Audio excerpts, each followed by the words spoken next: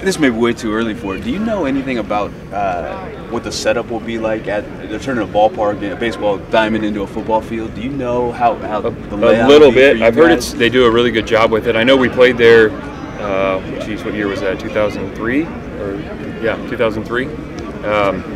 And it was a good setup, and I heard they do a great job with it. So I talked to a couple coaches that had been down there for the game and kind of told us how it got set up. But yeah. Several years ago, we did one at AT&T, and I think the coordinators were maybe even almost in the end zone, kind of looking at it. You know, is it? I haven't heard that part. So I wonder about that. Have you ever been heard. in that? I mean, it doesn't mean that much to you now, but when you were in the booth, have you been in a situation where Played you were, where one time we were on the I think we were on the same sideline. Okay. Yeah, okay. I think that was here at AT&T. Yep. Played on the same sideline. That was a little unique, but it really wasn't that big a deal during the game. Yeah. Not as big as you'd think. So, however the setup is, we'll make the best of it, and we're again excited to go down there and play against TCU. What's this week been like for you guys? It sounded like it was going to be a lot of developmental stuff. Yep, it was. So the weekend primarily was guys that have either redshirted or hadn't played quite as many reps, so we can get some extra work with them. And it's really kind of our stuff and working on what we do, fundamentals, and it was really productive. And the guys that had high rep counts, we got out and stretched them, and then they had really more body workouts and making sure they're getting their legs underneath them. And next weekend will be a little different. They'll be back in, and we'll be more traditional practices and starting to install some of the TCU things. So yeah. When guys are mainly service team, are they responsible for staying in tune with your stuff throughout the year? They are, and we do enough good on good. Even we have scouts during the season, which is essentially the other team, and then we have service, which is our defense that mimics something somebody else does, and the same for our offense. So we usually have enough on offense and defense that there's quite a bit of carryover from week to week to what you see with other teams. Yeah, I mean, it is different once you get back in it. It's like, spring ball or fall camp for these guys, where it's all our stuff and the details of those calls and the techniques that live within those calls. So it's really good for them to get back out here and hone in on the details of it. One of the things we've been asking all the coaches in the conference this week is last year's bowl season wasn't great. Is that something you pay attention to, what the other teams in the conference are doing during this type of year? Not really. I mean, we're taking advantage of the practices that we have, and then we'll, start to prepare for TCU and get ready to play them. I mean, the records and all those, we really don't pay much attention to it. I know there's good teams in our conference, and I know there's, great teams that we're all going to play, and it's just the individual teams preparing as best they can. I'm sure everybody would say the same.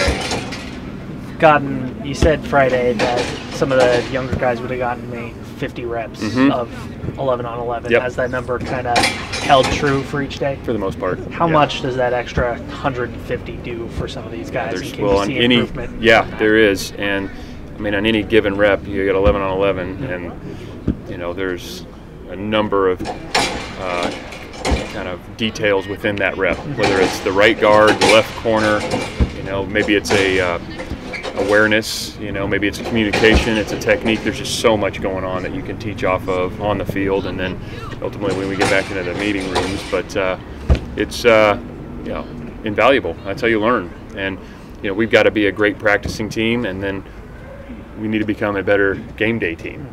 But you got to learn how to practice, and you got to learn the assignments and the details of those assignments to give you a chance when it does go live. Might be a little too early to tell, but has anyone jumped out as benefiting a lot from these? I think they all benefit. I don't know if there's one person, to be honest with you. You see some guys kind of flash here and there. It's kind of the same people. Chris Brown, he's shown up. McAllen on offense. Chase has taken all the reps. Chase Garber, so he's still getting better. So just because you played a lot or didn't play a lot, it doesn't. It's just. Gives us another opportunity to get another rep or 50 reps a day to keep teaching off of, and every single player that takes that rep is going to benefit from it. Yeah, are you a proponent of that the Malcolm Gladwell, the 10,000 hours theory? Yeah, I've read that. I think there's a lot to that, definitely. And the thing about football is you got to learn how to practice, and you got to become good in practice, and then you got to be able to carry that over to the game. And as much as we want to make practice like a game, it's never going to be the same because, for a lot of reasons. But the closer it gets to being the same, the better you're going to be. But to your question, in terms of the preparation, so it becomes muscle memory and you're not thinking, absolutely. I mean, just because you know what to do in the meeting room and you can walk through it and you can do it on air, it doesn't mean you're going to execute it at a high level against a really good opponent on Saturday afternoon. It just has to be over and over and over again, and it's the finest details of that one assignment that make the difference. And so I think there's a lot to that. Is that something that helps a lot with Chase's development? I know Coach Tui has said making the picture that you see on film equal what you see on the field. Mm-hmm. Yeah, absolutely. Yeah, I would say especially at quarterback. And people use that. You always hear the term of the game starting to slow down for them, and that's a real thing. Just mentally, how quick they see things, and that it's becomes just easier.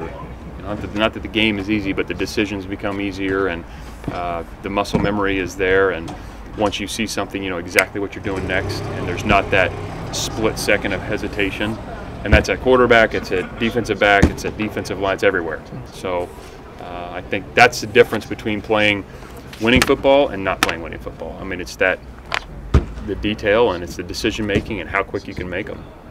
When we talked to Pat and Weave on Friday, they knew details of what the younger guys were doing in these developmental practices. Are you seeing the high rep guys like invested in what the young guys are we doing talked to right them now? about that. Yeah, and it's part of being a veteran and part of being a leader on the team and helping those guys, and they've done a great job with it. We've sent them. They've kind of had some of the time they've been on the field and other time they've been doing some exercises, but they came back up here at the end and they're helping out, like the receivers and the DBs are standing behind their groups and helping those guys out because they want to see them get better and improve. It helps our team, it helps that position room. So yeah, they're doing a really good job with that. I was thinking about doing something on Funches next week. I just wonder what kind of season he's had.